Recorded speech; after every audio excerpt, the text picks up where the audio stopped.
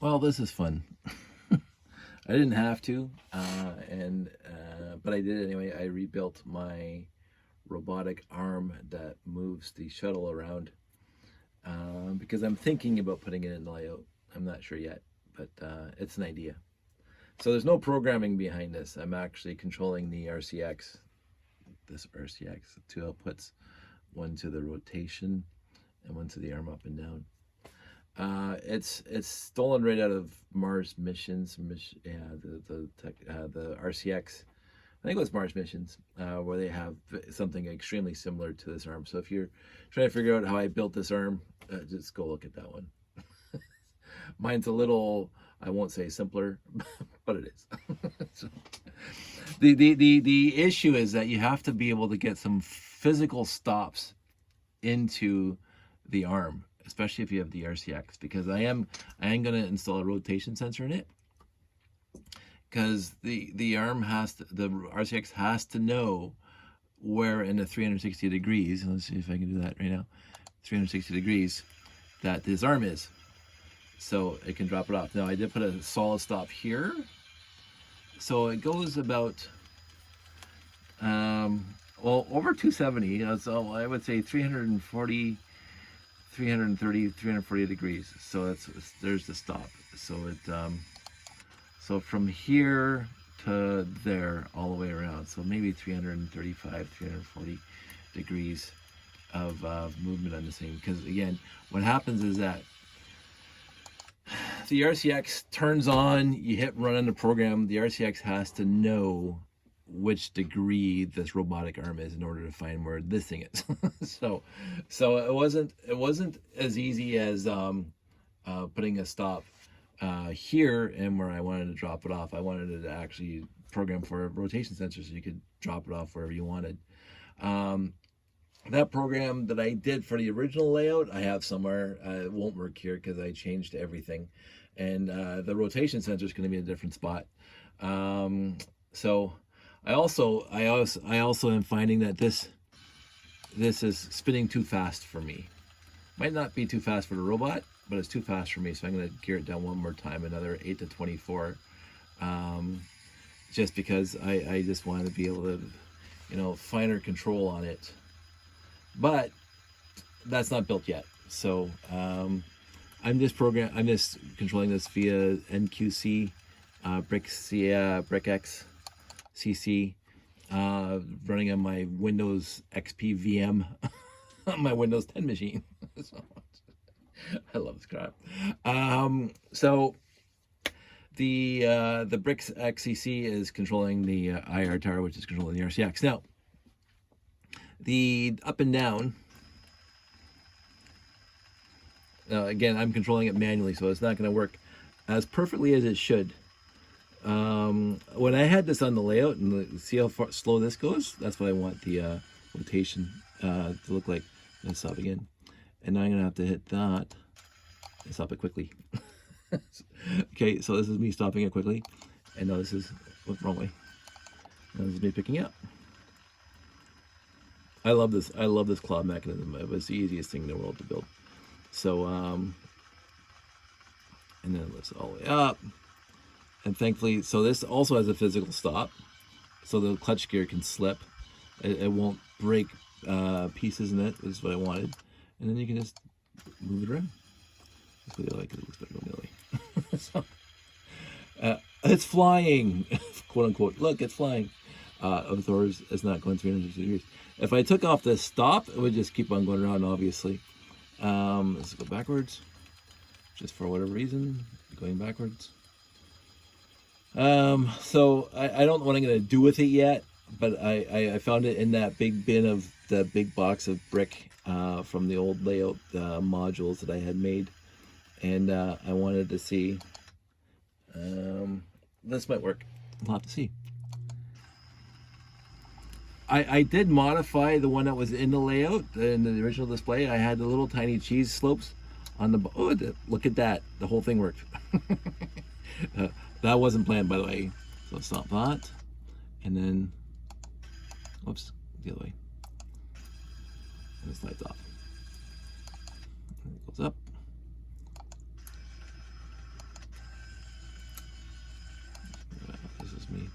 not knowing which way's up. This is manual control, and then we can just have this going up. Yay! So that's not too shabby. I'm actually impressed with this guy. What he's going to do in the layout yet, I do not know, or if he's going to be in the layout. I think one robotic arm is pretty cool for now. Having two robotic arms might not be the coolest thing in the world, but we shall see. We absolutely shall see. So anyway, I thought I'd show this off, that I actually got it working again. I haven't done any programming at all. But it was fun to rebuild and make smaller. This is a much smaller footprint now.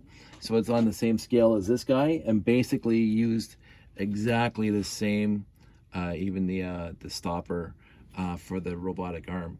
Because again, the RCX has to know, to set itself up to know where everything is. Because of course it doesn't have sensors to know where everything is until you tell it where everything is. And so the rotation sensor will work after this thing finds this zero zone, the zero spot. So not too shabby. I'm thinking that the more movement I have on the layout, the happier I'm going to be. That's the way it always works. But I actually have a show coming up, which is a shock to me. So my good friends over at Toro Lug got in contact, or somebody from the collector. I'll have to look it up again, and I'll probably do another video about it before now and then. But it's the weekend after the long weekend in May. Oh no, sorry, it's not the weekend after long. I'll be camping the weekend after the long weekend. It is the weekend of the long weekend, the Victoria Day weekend on a Sunday in Etobicoke. So more information will come forth as I make future videos. But I'm bringing the space layout, obviously. So. Vintage toy show or something like that. And for Lego, yeah, you can get more vintage than the classic space, but overall, who wants to look at SO buildings made with waffle bricks or waffle plates besides us? So the classic space layout's going to be there. I'm looking forward to it. It'll be my first real show in over 2 years. The last show we did was well over 2 years ago. It was February 2020, I believe it was. It was the Family Fun Fest that we did with Kevin. That was really fantastic. Also with Toro Lug, by the way. But it was a Kevin show, and I loved it, even though it was basically a week right after that show. The entire world was locked down. So I'm looking forward to this one. I'm a little anxious because first of all, you know, the COVID's still out there and blah blah blah. But I haven't done a show in 2 years, like a real modified show. I set it up in my driveway 1 year, and I set it up in the living room just a couple months back. But it's been a while since I had to haul everything into a show. So I do have some work to do before the show. I have to. I'm gonna repaint the OBB CSL gray wood, so it doesn't look like it has knots in it. It's because the knots came through the paint. So I'll get some primer and stuff like that. I'm gonna do some sprucing up of the supports in the display area, and then I have to make sure I have everything, because of course it's been in boxes since I did the lighting upstairs. And I won't be setting up the lighting when we're at the show, because we'll be in the convention center. The thing's going to be with 5,000 million halogen watts of lighting, so nobody's going to notice the layout lit up. Nobody's going to notice that, so I'm not going to worry about the lighting at all. And besides, when I do the lighting at an official show, I want it to be a Lego convention. Just one of my little things. I'd rather do that for us fans than just do it for an ordinary show where, again, the lighting of the building is going to be overpowering anyway, so nobody's going to notice it. But secondly, I did it for us. I did it for us fans, not us AFOLs. I didn't do it, well, I did it for everybody, but I'd rather do the public display, the first public display of the lighting, and it's not done yet, so there's no point in doing it at this show. Anyway, that's my whole point. There's no point in us doing the lighting of the layout at this show. So that's going to save some time setting up. but I do have to make sure all the parts and pieces are together. I think some of that has to be there, my gantry and stuff. I don't know if I'm gonna have the gantry ready enough to do the show. I still have to cut up some 2x3s so I can actually put the gantry, because it's below decks kind of thing. I have to sort that out. So that's something I have to work on. Oh, since I go to bed, I'm exhausted. But so there are things afoot, things that I'm looking forward to. And one thing I am happy about is that this thing is working again.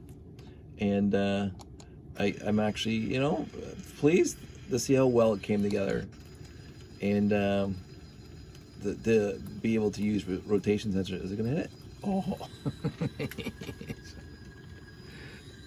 Overpowering everything else. Robot Wars. I'll have these two things going at it.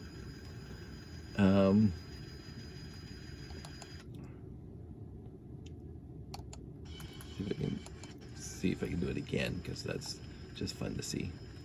It's gonna hit it this time. It's gonna hit it. It's gonna hit it. Didn't hit it. That's not gonna be in the right spot now, because of course it moved.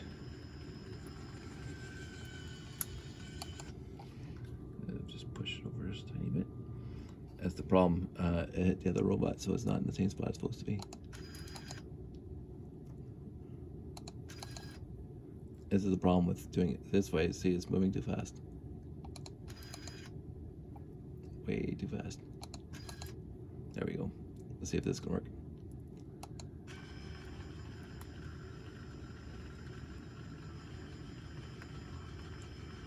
That's the good bit when it was on the base plates, that this thing would, if it wasn't perfect, this thing would just slide across the base plate to make it perfect. So let's go around.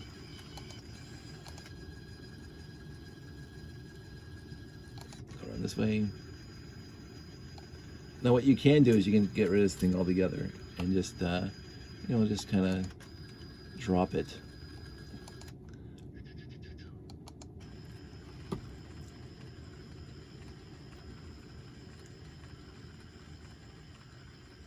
Yeah, I always had fun I remember having fun programming this one in the first place. And let's just go backwards.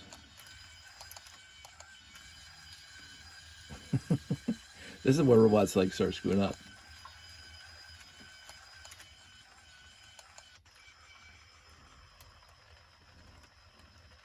I know, I always like this kind of stuff. I like things that move. I like things that, do a little bit more than just going around in circles. I mean, I love train shows and stuff like that, but I do love the idea that something's moving in a layout that does something. I mentioned that, like, all my guys in the layout, all the space guys have to look like they're doing something, not just, just thrown onto the layout just for packing it in. So I don't know yet if this is going to make it into the layout again, but it's working, and I'm going to put it in a box for now. And the other guy is going to be in the layout, probably not this upcoming one, because again, I have less than a month. Well, I guess exactly a month to get ready for it. And it's going to come with painting and stuff like that. And so I do not know if the arm and the gantry are going to make it to the show, but there's enough on the layout to make it interesting for the public displays. I'm looking forward to it. I love shows. It's one of my most favorite things to do with this hobby, besides, goofing around my basement building crap like this, is going to shows, meeting people, just being enthused about this hobby. So I'll keep you posted on that show. I'll let you know exactly where, but it's the Sunday of the long weekend, the Victoria Day weekend, and it's in Etobicoke, so easy for people in Toronto to get to. I'm going to be there. I don't know if other people from Toro Lug are going to be there. I do not know any information on that whatsoever. I was asked by Toro Lug if I was interested. I'm very interested because I love doing shows. So it was very nice that they asked me. And I think this show is straight up my alley because it's got vintage toys. And I'm pretty much getting to be vintage myself. I'm getting up there. So if you're there, you're there. If you, as I said, we're going to talk about it more between now and then. But if you're there, you're there. I'd like to see you. If you're not there, then we'll wrap up at a different show later on in the year. I don't know if Brick Awesome's going to happen again this year. I don't have a gallbladder as mine's been removed, so that won't be a problem this time like it was last time. But I love Brick Awesome. I thought that was a fun show in Barrie. I really enjoyed that right up until I got sick. So that wasn't the fault of the show. So if that happens again this year, I'm in. I should be in. I'm gonna see how this show goes in Etobicoke first.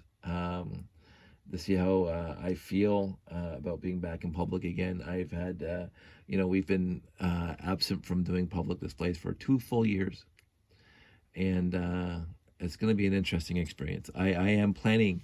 I'm going to be wearing my mask for the whole show, but I am planning on getting some sort of sanctions, some sort of fencing, some sort of whatever, to keep the public from approaching the layout, which is something I usually haven't done in the past.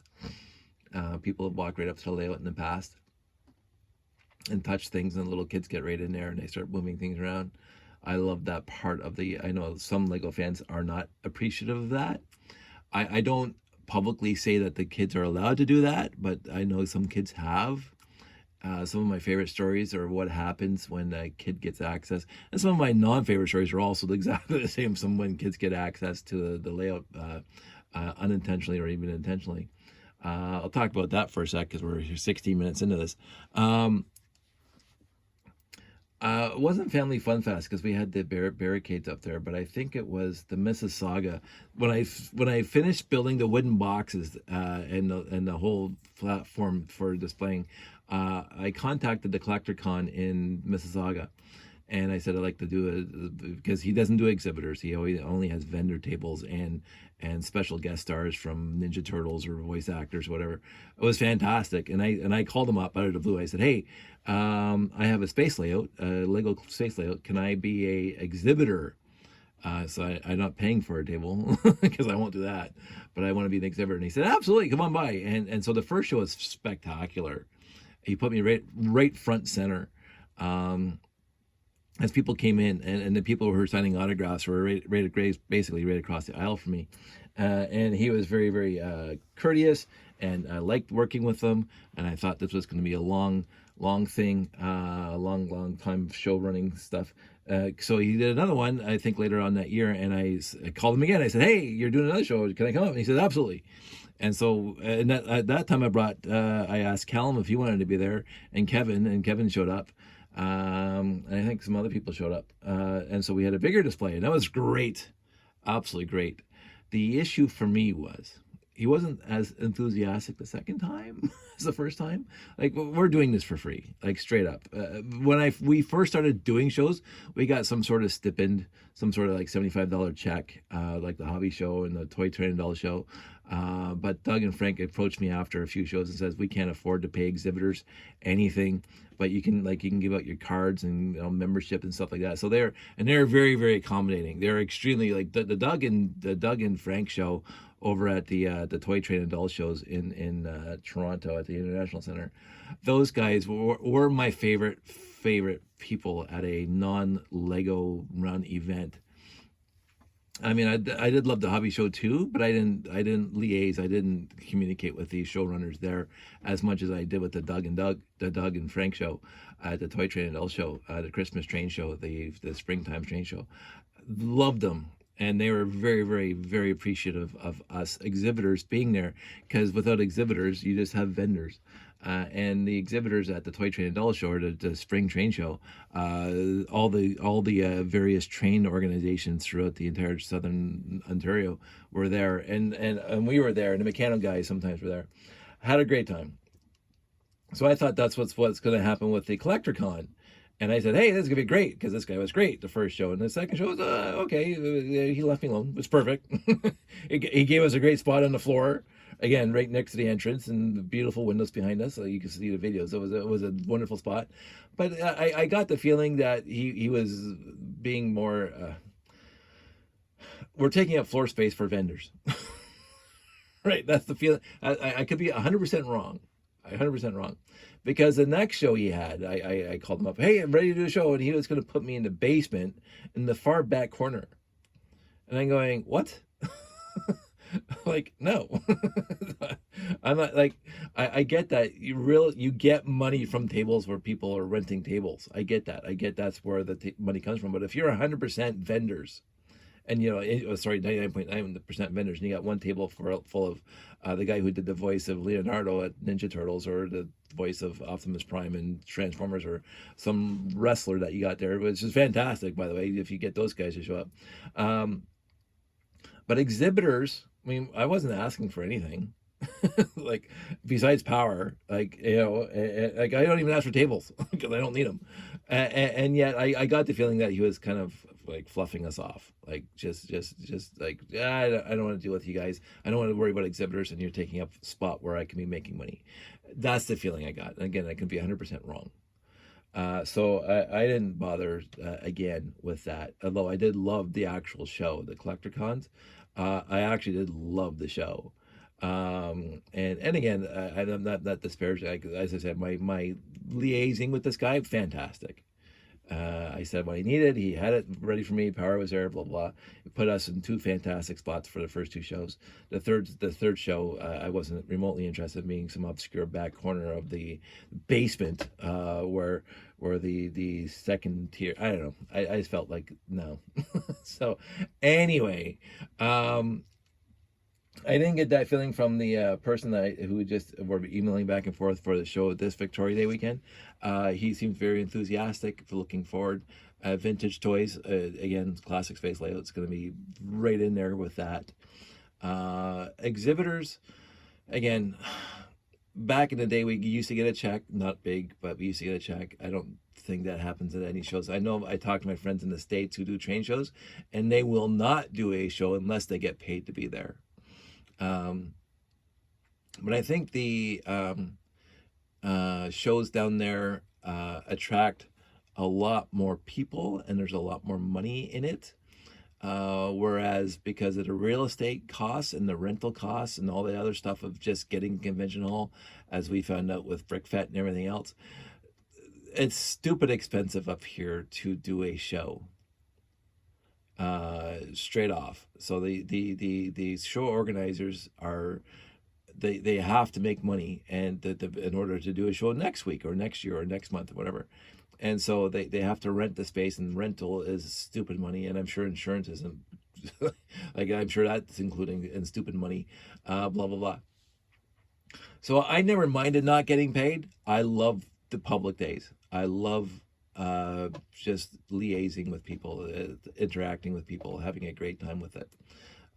So I don't usually worry about getting paid, but I also don't want to be taken advantage of, and I don't want my friends to feel like they're being taken advantage of.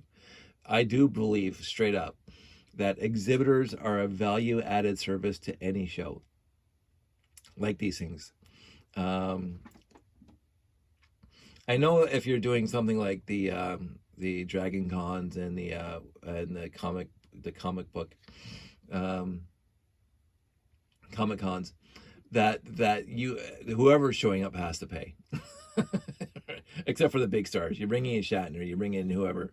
I get that whoever shows up, like, they're not going to pay exhibitors to be there unless you're one of these big name people that are coming in from Hollywood or whatever show you did, Stargate Atlantis or whatever. I get that. I've never been to one, by the way, and this is my geeky uncreds. I've never ever been to a comic book convention. I've never ever been to a Star Trek convention, which is shocking for me. I've never ever been to like an SDCC or Toronto Comic Con or whatever. Never been to one. Never ever been to one. The biggest convention I've been to, straight up, is Brickfest and BrickFet. So, so this is my biggest convention, and I have no problem with that. I'd rather go to a Lego convention than any other convention. I like art conventions. I like Brick World. I liked Brickfest. I loved BrickFet because you're hanging around. The entire building is filled with like-minded people, and it's all Lego. Like, the whole convention floor is Lego, and you're all exhibitors. So it's like, this is awesome, and you get to hang out with your closest friends for 4 days. Whereas a Comic Con, I'd walk around, well, that's cool. Oh, look, there's the Enterprise. Love that. And then, oh, hopefully there's Babylon 5 stuff there.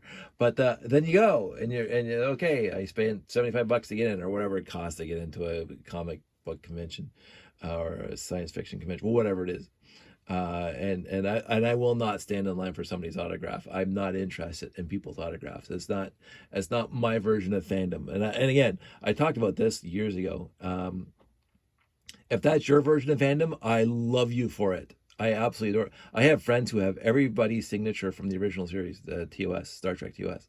I have friends that, not now, of course, because James Doohan's passed away and Nimoy's passed away and DeForest Kelly has passed away, and like everybody's getting older.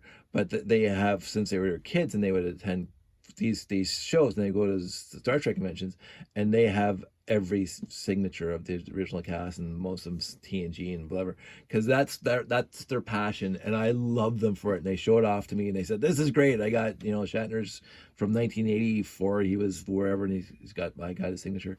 That is your passion, and I'm passionate for your passion. I love that's my whole thing. I love other people's passion for stuff. I've always said that. I adore people's passion for stuff. I do not have that specific passion. I mentioned this probably not lately, but there are two famous people in my entire life, and it's probably changed a little bit now. Growing up, that I wanted to meet and shake their hand and say thank you. And one of them was Gene Roddenberry, obviously, straight up. Gene Roddenberry, and a lot of people will say, Roddenberry wasn't that great. It was Gene Kuhn, and I don't get involved in that kind of Star Trek yappage. Roddenberry had his faults, straight up. I read all the stuff on him. He had his faults, but he was the creator of Star Trek, pure and simple. And he didn't have this end game in mind that we have now, but he had a vision. And it was his vision, the Great Bird of the Galaxy, his vision. I wanted to shake his hand, say thank you. Of course, he died in 1991, so there's no way of shaking his hand now. And the other one is Jacques Cousteau. Like, without any word of anything of whatever, Jacques Cousteau was a massively huge influence in my childhood. His shows on TV, his specials, the Calypso, descending into the depths, the scuba diving, the environmentalism, just listening to him talk. Dad had subscribed to the Calypso magazine. We had it coming into our house every month when we were growing up. I just loved reading it. His sons, and one who passed away. I loved Jacques Cousteau's candor and ability to communicate, and his appreciation of nature and the oceans and stuff like that. I absolutely adored him. And again, I don't know anything about his personal life. He could have been, I don't know, he could have been anybody else. But what he presented himself in his books and on TV and the magazines and everywhere that I saw him, he was definitely a person I would like to have met in my life. So that's my fanboy. Now again, if I walking down the street and Shatner walks by me, like, "Hey, Bill, how's it going?" Whatever, glad to see you. Like, but I am not gonna. I refuse. I absolutely, because it's not who I am to want somebody to autograph. It's not who I am to. I appreciate their work. I appreciate their efforts. The whole span of decades of their efforts in the making of fine production for me to appreciate. And so I'm not going to demean or diminish or not appreciate their efforts. But I'm not a person who wants to get their autograph. I don't need it. I really don't need it. So me in a Comic-Con, I would walk around. I would really appreciate all the cosplay. I would adore it, top to bottom. I would appreciate the fandom. So years ago, my friend Craig calls me up and he says, the whatever Philharmonic is playing at Massey Hall, and they're doing music from Star Trek. Oh, well, sign me up for that, because I've talked about music in this channel, and if you're on my Facebook, you know that every once in a while I'll post some beautiful piece of music from whatever I'm getting that from. Beethoven, Brahms, Mozart, whatever, and movie themes like Battlestar Galactica. I just forwarded to my friend Chris again because I love the Battlestar Galactica theme.